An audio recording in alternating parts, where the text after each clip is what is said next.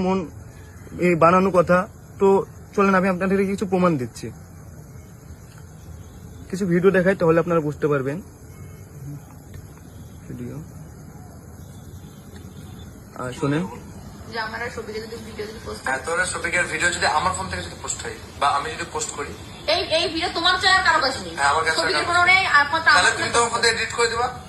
হ্যাঁ হ্যাঁ, হ্যাঁ তাহলে ভিডিও তো বলো যে আমার ভিডিওটা করার পরে তুমি এডিট করবা। হ্যাঁ, তোমার ভিডিও করার পরে সব ডিলিট করে দেবো। হ্যাঁ, তো এডিট করবো মানে তোমার কোনো জিম্মেদারি নেই, টোটাল জিম্মেদারি আমার, হ্যাঁ। তাই তো?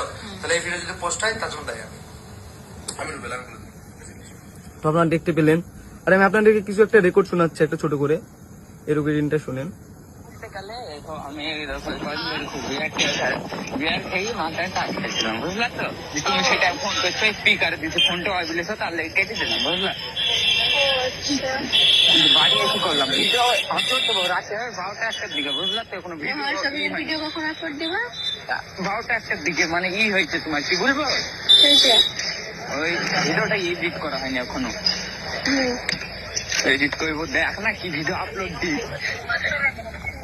তো আমি আপনাদেরকে সম্পূর্ণ কথা পরে ভিডিওটি শোনাবো। আর আর এর আগে একটা মেয়ের সঙ্গে আপনারা হয়তো দেখেছেন, তো সেও আমাকে ব্ল্যাকমেল করেছে এবং আমাকে কি বলে হুমকি দিয়েছে, শোনেন, আসেন। সব বড় বড় আইডি দেখতে পাবি তোর, সবাই বলবি শফিকের porn video viral, porn video, কি মজা বল।